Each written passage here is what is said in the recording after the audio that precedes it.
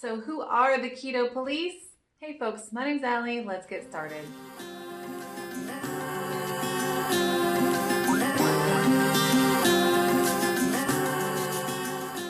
So I get lots of comments on my videos from other people who have encountered the keto police, especially on my last video about the differences between keto and Atkins. And I also get encounters with my own keto police who try and police my videos as well. Now, I've been doing videos for over a year now, and so I kind of ignore the comments that are either trolling or, just not really helpful. But I always love to see all of my viewer comments that ask questions or, you need support or something, or you're telling me about your success. That's great. I love to read those.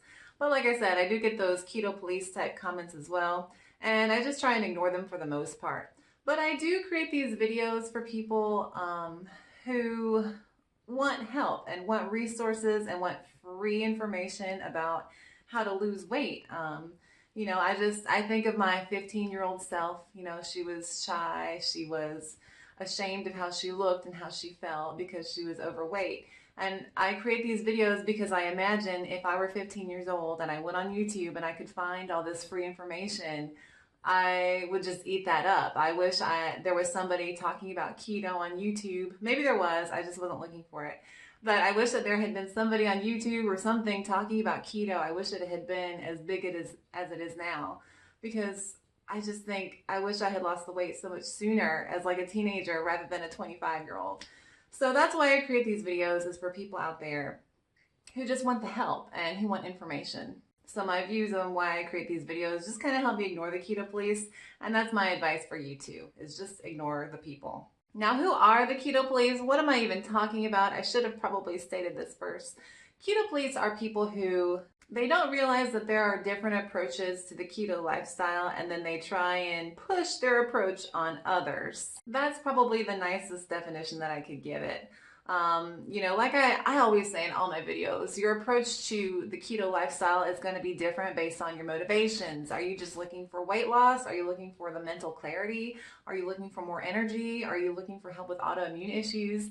It's all going to be different based on your motivations, those things, your lifestyle, your relationships with food. It's so many things. And so when people get really pushy about the right way to do keto, it can be really annoying because they are ignorant of all those other things. They just think that their one way is the right way to do it and everybody else is wrong. So that's who the keto police is, and it is really annoying. And if you are one of those people who like to give advice and you think you're just helping, but think of it, is unsolicited advice, do you always want that? Right? It's kind of like when people give me advice about finances. I have people tell me you shouldn't rent. You should definitely buy a house as soon as possible, but you're not taking, into account that I have lots of student loans. I don't know if I want to live in this area forever. There's just many things that people don't know, even though all the advice is buy a house because you're just wasting money on rent. No, I'm spending money to rent a place where I need to live. I don't know. It's kind of like that. Or religious advice. Not everybody wants to hear about your religious advice. Because we like doing our own thing. So those are just some examples of non-keto, unsolicited police advice that I get. But then, when I do talk about keto in my videos, the comments that I get mostly is that I'm not eating enough fat and that I shouldn't have to count calories and log all my food. Again, those people are just ignorant to my approach to keto. They probably haven't been watching my videos for very long. They don't know my story. So they're not aware of the situation that I have with food and weight loss and my body and my emotions. So just remember that you know yourself best. The keto police, just ignore them. They don't know your life story. They don't know what issues you might have with food, why you're doing the diet, if you're looking for weight loss or just for mental clarity or something like that, or if you want to gain muscle.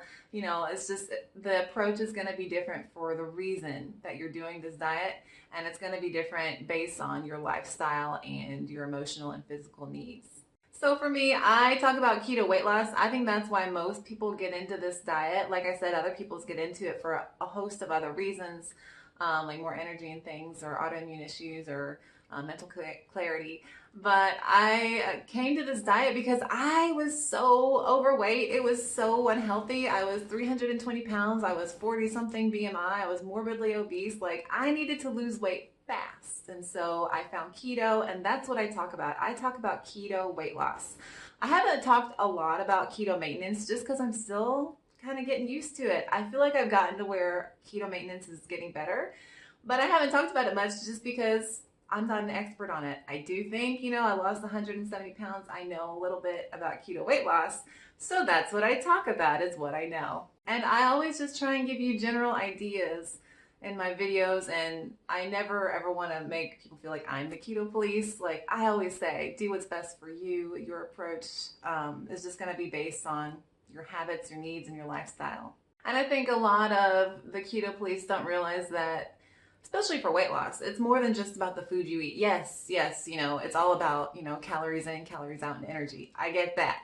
But there is so much that goes on around that. It's your relationship with food. I mean, just personally, and maybe you're like me, let me know if you are, because I know it's hard. You have an emotional attachment to food, which means when you celebrate with food. When you're around family, you eat food. When you're sad or depressed, or you had a long day, or you're sleepy, you turn to food because it makes you feel good or better. And so me, I was somebody who always wanted to binge on food in those situations, and it got to the point where I always wanted to feel full. I wanted a full stomach, and I grew up never knowing what a portion size was. I always had these massive portions, finish your plate, oh, do you want seconds?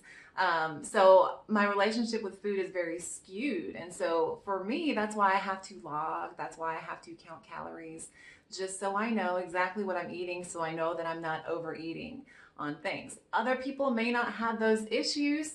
I imagine lots of people that struggle with weight probably do, but if you don't, that's great. But remember that there are people out there that do need to count calories and do need to log all their food because they have skewed views with food and they don't know how much they're eating or what a real portion size is. Some keto police say, oh, you can eat berries, you can eat fruit, don't be afraid of fruit. But, for me, somebody who has skewed views of food and everything, it's just easier to draw lines in the sand. So I know what I can eat and what I cannot eat. So for me, just on the not side is just like, breads, even like keto breads. I haven't really made any keto bread or cakes or anything. I've made a couple keto cookies with peanut butter, and eggs, but that was about it. But like, things that are like keto baking, I just tend to stay away from. Just because I could binge on those foods, so I don't do those. I also, draw the line at fruit because they are very sugary. I'd rather just have an extra large portion of vegetables, like that just satisfies that need of that full stomach feeling, so I get more fiber and volume that way. Now, some people draw the line at any types of sugar or starches. I've mentioned this before, but I'm kind of iffy on that line. Like if there's a bratwurst or an Italian sausage or something that has trace amounts of sugar or starches and the carb count's low per serving, then I'll eat those and it doesn't bother me. I don't worry about it. I don't chew necessarily sugar-free gum because probably a serving's like 1 carb and I'll have like 2 of those a day during work or something. So it's just, for me, I look mostly at the carb counts for foods that aren't like on one side of the line or the other, like breads over here and like meats over here. And then those foods like gum and sausages are kind of in the middle. So I just look at those and I evaluate them based on what I think I would want and what I need and what's easiest for me. And those are just my examples of, things that I've encountered with the keto police. And like I said, they don't realize that the approaches are different for everybody based on, just what your lifestyle is even, like I said, I eat bratwurst and things because they're easy to make and they're easy to pack for work. And so if they do have those trace amounts of, whatever in them, then if the carb count's good, I'm going to eat it just because it fits my lifestyle, right? I can pop those in the oven real quick while I'm getting ready for work and then put them in a little bag and just take them to work. And I don't even have to heat them up. They're fine room temperature. I just get some mustard. I don't even need silverware, right? So it depends on what works best for you. So if you're somebody who has thought maybe, hey, am I a keto police or am I giving all this advice but nobody's really listening to me? Just remember that, advice is fine, but if people aren't asking for it, there's no need to criticize. If something's working well for somebody else, let them do their thing. I don't care if you think that it's truly keto or not. if they are, you know, bettering their health, losing weight, gaining muscle, having more mental clarity, whatever they want, if they're getting that thing from the way that they're eating and their lifestyle, it doesn't matter if you call it keto. You know, really the only thing to be in the state of ketosis is that you don't have sugar to run on. So if people are just keeping those carbs low, they feel great, you know, I don't care what they call it. As long as they feel good, awesome job. We really do as a community need to kind of come together, I think. I heard somebody else talking about this in like a blurb in a video. But yeah, we got to stop criticizing each other. It kind of makes us as like keto lifestyle people look a little crazy and a little fanatical. I don't want to be a fanatic. Okay, this is just the way that I like to eat food. You know, it's just something that keeps me healthy and keeps me going and makes me happy in life. So I don't ever want to be that person that's just like, you know, bringing negativity to others. You know, if your approach is working, awesome, congrats. I really am happy for you. I wish that I had found something like this lifestyle when I was younger, before I ever lost my weight, you know, back almost, oh geez, 12, 13 years ago. So I really wish that somebody had been out there just talking about keto. So remember that it's always good to build others up. Don't worry too much about breaking others down. And if somebody is trying to break you down, you know, just ignore them because they don't know you. They don't know your experiences and your needs. Well, folks, that is about it for today. I really wanted to comment on that because, yeah, we need to be a little bit less of a fanatic community.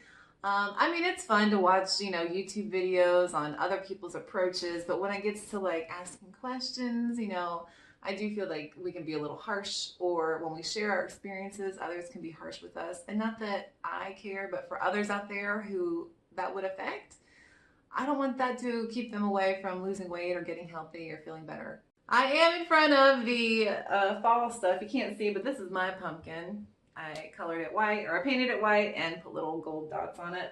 And then the muscle made Snoopy. So yes, we are getting ready for fall. It is middle of October. We just had that Hurricane Michael come through. It just rained a little bit here.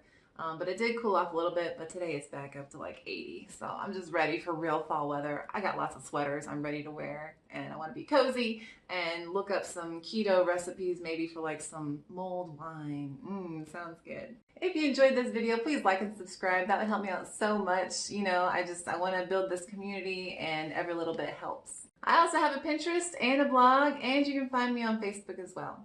All right, you guys, thank you so much for watching. I will see you next time. Bye.